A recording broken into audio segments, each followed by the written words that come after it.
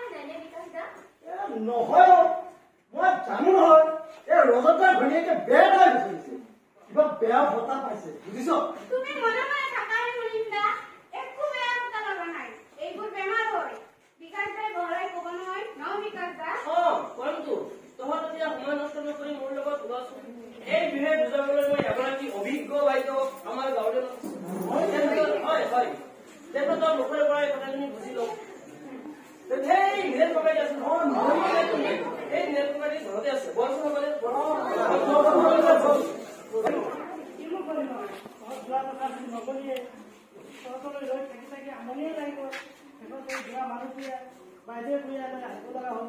হ'ব দিয়া এতিয়া বাইদেউ বহিব দে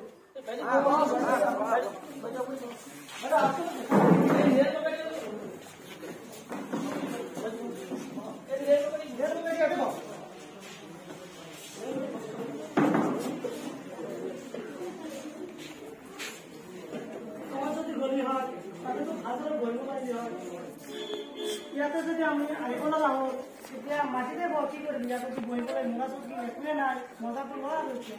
হ'ব গোসাই দিয়ক মাটিতে বহি দিয়া আৰু পঢ়িব জানিলেতো মাটিয়ে বিৰা আৰু খাবলৈ জানিলেতো চাবলৈ দিয়া নে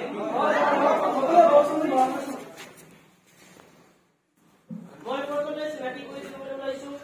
আমাৰ সন্মুখত বহি আছে নৱজীৱন এনজিঅ'ৰ ডিৰেক্টৰ মিছেছ কবিতা বৰুৱা বাইদেউ তেখেত নৱজীৱন এনজিঅ'ৰ লগত জড়িত হৈ অসমৰ অতি পিছপৰা গাঁৱলৈ গৈ তাৰ উন্নতিৰ হকে বিভিন্ন কাম কাজ কৰি আহিছে তেখেতৰ মুখেৰ পৰা এই ঘটনাটো আমি বিস্তৃত আলোচনা কৰি যাওঁ তোমালোকে সকলোৱে মন দি শুনিবা যে নমস্কাৰ নমস্কাৰ আটাইলে মোৰ নমস্কাৰ গাঁওখনলৈ আহি মোৰ মনটো বৰ ভাল লাগিল জানা গাঁওখনৰ সমাজ সবল মানুহখিনি লগ পাই মোৰ মনটো এই তাহানিতে এৰিয়াখন মোৰ আপোন গাঁওখনলৈ উঠা মাৰিলে এতিয়া কথাটো হৈছে নহয় গাঁওখনৰ মানুহখিনি অকল সহজ সবল হ'লেইতো নহ'ব সৰলতাৰ উপৰিও মানুহখিনি জ্ঞানী স্বাস্থ্য সচেতন আৰু মুক্তমনৰ অধিকাৰী হ'ব লাগিব বিশেষকে গাঁওখনৰ মহিলাসকল আৰু শিশুসকল তেওঁলোক সুস্বাস্থ্য অধিকাৰী হ'ব লাগিব বুজিছা আৰু আজিৰ শিশুৱেতো কাইলৈ দেশৰ নাগৰিক সুস্থ মাতৃ এটিয়েহে সুস্থ সন্তান এটি জন্ম দিব পাৰিব নহয়নে কথাটো হয় বাইদেউ আমাৰ গাঁওখনত কি জানো হৈছে হয় বাইদেউ হয় এই আমাৰ গাঁৱৰ যে ৰজবদা সেই ৰজবদা কেয়াৰ সমানে যদি ছোৱালীজনো পাইছে আৰু বাইদেউ আমাৰ ঘৰত সেই যে ধীৰেন্দ্ৰ আছে ন ধীৰেন্দ্ৰৰ বৌ পোৱালিটো জন্ম দিয়া সময়তে দুয়োটা এনেকুৱা কিয় হৈছে বাইদেউ এনেকুৱা কিয় হৈছে বাইদেউ মই কথাটো শুনিছো এনেকুৱা ধৰণৰ ঘটনাবোৰ ঘটা স্বাভাৱিক অকল এখন গাঁৱতে নহয় আন গাঁওবিলাকতো বহুত এনেকুৱা জেগাবিলাকত আমি এনেকুৱা ধৰণৰ ঘটনাবিলাক হৈ থকা দেখি পাইছো এতিয়া কথাটো হ'ল ইয়াৰ মূলতে হ'ল পুষ্টিহীনতা বুজিছা সচৰাচৰ আমাৰ গাঁওবিলাকত এই পুষ্টিহীনতাক খোৱাই লগা ৰোগ বুলি কয় বিকাশেতো এতিয়া কোনো কাম কৰেই নহয় বিকাশে এই বিষয়ে ভালকৈ জানে এতিয়া কথাটো হৈছে নহয় অকল